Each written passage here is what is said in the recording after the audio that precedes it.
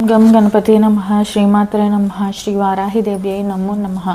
Welcome to our YouTube channel Chaganti పాటి talks. గురు పరంపర part 1 భాగంగా శ్రీ గురు చరిత్ర 36వ అధ్యాయము. శ్రీ గణేశాయ నమః, శ్రీ సరస్వత్యై నమః, శ్రీ గురుభ్యో నమః. ప్రస్తావన. కిందటి అధ్యాయంలో సూచించినట్లు సద్గురు భక్తులను తన మహిమ చేత రక్షించడమే కాక అందులో భాగంగా బోధనను కూడా అనుగ్రహించి ధర్మ మోక్షోన్ముఖులను చేస్తాడు. ఈ అధ్యాయాల్లో బోధ ప్రధానమైన లీలలను సిద్ధుడు వివరిస్తాడు. ఒక్కొక్కప్పుడు మానవులు పరస్పర విరుద్ధమైన ధర్మాల మధ్య చిక్కుతారు. ఈ 36-37 అధ్యాయాల్లో విప్పుడు పరాన్నం స్వీకరించకపోవడమే ధర్మాన్ని, భర్త భార్యను తన రూపంగా తలచి సంతోషపెట్టాలని ధర్మాన్ని మధ్య చిక్కుతాడు. అప్పుడు వివేకి సమస్యను ఎలా పరిష్కరించాలో శ్రీగురుడు సూచించాడు. అంతేగాక ఆహార శుద్ధౌ సత్వశుద్ధి, ఆహార శుద్ధి వలన సత్వశుద్ధి కలుగుతుందన్న శాస్త్రం, సత్వశుద్ధి లోపిస్తే యజ్ఞదాన తప కర్మలు వ్యర్థమవుతాయన్న భగవద్గీత వాక్యం, సాత్వికమైన ఆహారమేమో శ్రీగురుడు స్థూలంగా ఈ అధ్యాయంలో బోధించాడు. దీని వివరణ పూర్ణదత్తావతారమైన షిరిడీ సాయినాథుడు బోధించినది శ్రీ సాయి ప్రబోధామృతంలో చూడవచ్చు. ఆ వివరణ హర్షమని, సదాచారమని ధృవపరిచే అంశాలు శ్రీ స్వామి సమర్థ, మాణిక్య ప్రభు మొదలగు సద్గురువుల చరిత్రల్లో చూడవచ్చు.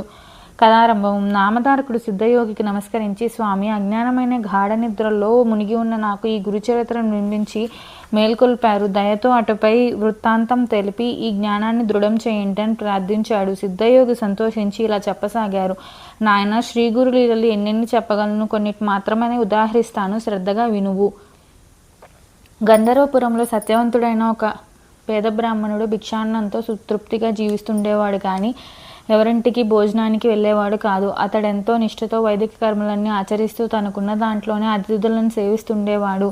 ఆ కాలంలో శ్రీగురుని మహిమ వలన అచటికి ఆకర్షింపబడి వచ్చిన భక్తులందరూ బ్రాహ్మణ సమారాధనలు చేస్తుండేవారు. ఈ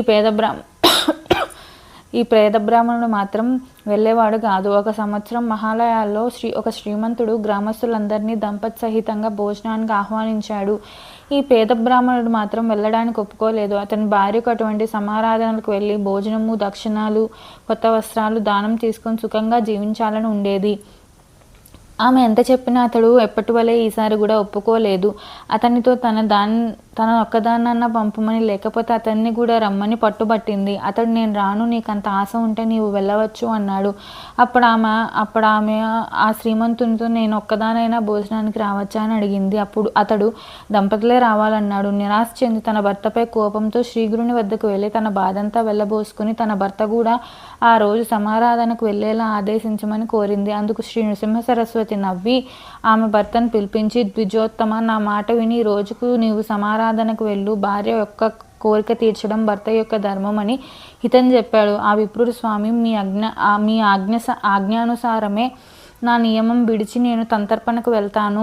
గురువాజ్ఞను ఉల్లంఘించకూడదు కదా అని చెప్పి ఆమెతో సమారాధనకు వెళ్ళాడు. ఆనాడు అతడి జీవితంలో మొదటిసారిగా ఒక సత్రం వద్ద వందలాది బ్రాహ్మణుల పంక్తిన భోజనానికి కూర్చున్నాడు. అందరూ భోజనాలకు కూర్చోగానే ఆ దంపతులు ఇద్దరికీ అక్కడ తమ విస్తళ్లలోనూ మరికొందరు విస్తళ్లలోనూ ఉన్న అన్నాన్ని ఒక కుక్క, ఒక పంది తాకి అపవిత్రం చేసినట్లు దర్శనమైంది. ఆమె ఆశ్చర్యపోయి పరికించి చూడగా నిజంగానే ఒక కుక్క దడిలోంచి దూరి వచ్చి అన్నపు రాశిని ముట్టుకున్నది. వెంటనే ఒకరు దాన్ని తరిమివేసి వడ్డన కొనసాగిస్తున్నారు. అది ఆ బ్రాహ్మణి చూసి వెంటనే కోపంతో విస్తరి ముందు నుండి లేచి అందరితో ఆ విషయం చెప్పింది. ఆమె భర్త తలబాదుకొని, బుద్ధి లేని దానా, నీ వలన ఈరోజు నా కర్మ ఇలా కాలింది అని చెప్పి విస్తరి ముందు నుండి లేచిపోయాడు. అప్పుడు ఆమెను తీసుకొని శ్రీగురుని వద్దకు వెళ్ళాడు. ఆయన ఆమె కేసు చూస్తూ, ఏమమ్మా, పరాన్న సుఖం అనుభవించావా, నీ కోరిక నెరవేరిందని అడిగాడు. నవ్వారు. ఆమె సిగ్గుతో తల వంచుకొని, స్వామి, నా బుద్ధిహీనత వలన మా వారిని కూడా ఈ కుక్క కూటికి బలవంతాన తీసుకొని పోయాను. నా తప్పు ఎలాగైనా మీరే సవరించాలని వేడుకొన్నది. ఆమె భర్త ఆమెను నిందించిన తన వ్రతం భంగమైనందుకు ఎంతగానో వాపోయాడు. అప్పుడు శ్రీగురుడు అతన్ని ఊరడించి ఇలా చెప్పారు. పోనీలే, ఏమైతేనేమి, నేతితో నీ భార్య మనసు కుదటపడ్డాడు కదా. ఆమె ఇంకెన్నడూ నేను ఇలా వేధించడు. ఇంత మాత్రానికే నీకెట్టి దోషం రాదు, నీకు నియమభంగం కాదు. ఎప్పుడైనా దేవత పితృకార్యాల్లో భోక్త లభించక ఎవరికైనా కర్మానుష్ఠానికి ఆటంకం ఏర్పడినప్పుడు దాన్ని రక్షించడానికి భోక్తగా వెళ్ళినందువలన ఎట్టి దోషం ఉండదు అని చెప్పారు. అప్పుడు ఆ విప్రుడు, స్వామి ఎలాంటి భోజనం చేయవచ్చు, ఎలాంటిది చేయకూడదో దయతో వివరించండి అని కోరాడు. శ్రీగురుడు ఇలా చెప్పారు: గురువులు, మేనమామలు, ఆచారవంతులైన వేద విధులు, అత్తమామలు, తోబుట్టువులు పెట్టిన భోజనం చేయవచ్చు.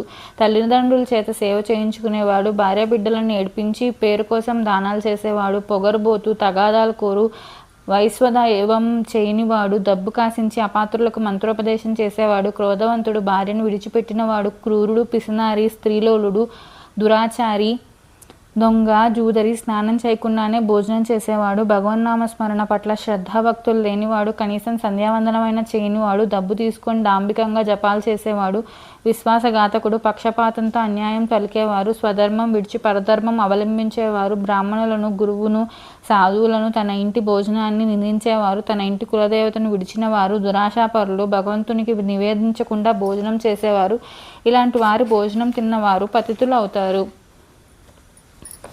కూతురును, అల్లుణ్ణి బాధించేవారు మరుజన్మలో బిడ్డలు కలగరు. కేవలం అద్వైతం చెప్పి దేవపూజ చేయనివాడు, పొట్టకూటి కోసం కపటంగా ప్రవర్తించేవాడు, పెట్టిన భోజనం వలన మరుజన్మలో గుడ్డితనము, అల్పాయుష్షు లేక చెవుడు కలుగుతాయి. నిత్యం ఇతరుల ఇంట్లో భోజనం చేసేవారి పుణ్యమంతా నశించి వారి పాపమంతా సంక్రమిస్తుంది.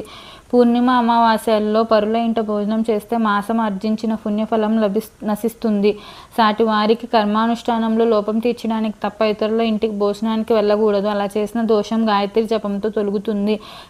సేవకుల ద్వారా ఆహ్వానం పంపిన వారి ఇంటికి కూడా వెళ్ళకూడదు. మనుమడు పుట్టేదాకా అల్లుని ఇంట్లో కూడా భుజించకూడదు. గోవు, భూమి, బంగారం మొదలగు దానం తీసుకోవడం కూడా అంత చెడ్డవి కాదు. కానీ గ్రహణ సమయంలోనూ, సూతకమప్పుడు, పుణ్యతీర్థాల్లోనూ దానాలు తీసుకుంటే దోషం వస్తుంది. ఇటువంటి అనుచిత భోజనం చేయకుండా స్వధర్మం ఆచరించే వారికి దైన్యం ఎన్నటికీ రాదు. దేవతలు, సిద్ధులు, కామధేను కూడా వారిని సేవిస్తుంటాయి.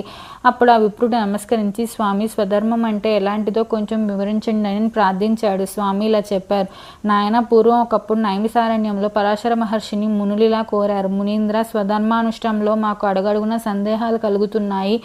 ఆచారము, మంత్రము గురువు నుండి తప్ప తెలుసుకోకూడదంటారు కనుక దయతో మాకు అవి వివరించండి. అప్పుడు ఆ మహర్షిలా చెప్పారు: ఋషులారా, సదాచారం వలన సర్వము సిద్ధిస్తుంది. బ్రాహ్మణుడు బ్రహ్మీ ముహూర్తంలో నిద్రలేచి భక్తితో త్రిమూర్తులను, నవగ్రహాలు, సనకాది సిద్ధులను, పితృదేవతలను, సప్త సముద్రాలను, చతుర్దశ భువనాలను, సప్త దీపాలను, సప్త ఋషులను మొదట స్మరించాలి. అప్పుడు గోవుకి మొక్కి ఆచమనం చేశాకనే కాలకృత్యాలు తీసుకోవాలి.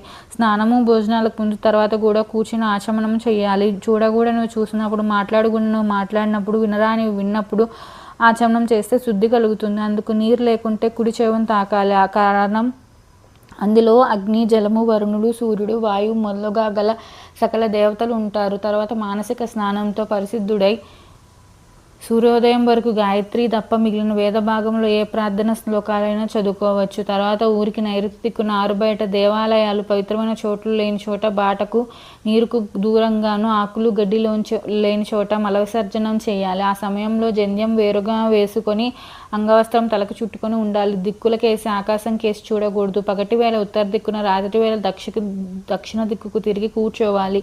తర్వాత ఆచమించి కులదేవతను స్మరించాలి. ఇలా శ్రీగురుడు ఆచారకాండ గురించి ఇంకెన్నో అంశాలు బోధించారు. 36వ అధ్యాయం సంపూర్ణం. శ్రీ దత్తాయ గురవే నమః. శ్రీ శ్రీపాద శ్రీవల్లభాయ నమః. శ్రీ నృసింహ సరస్వత్యై నమో నమః. Please subscribe our channel. Thank you.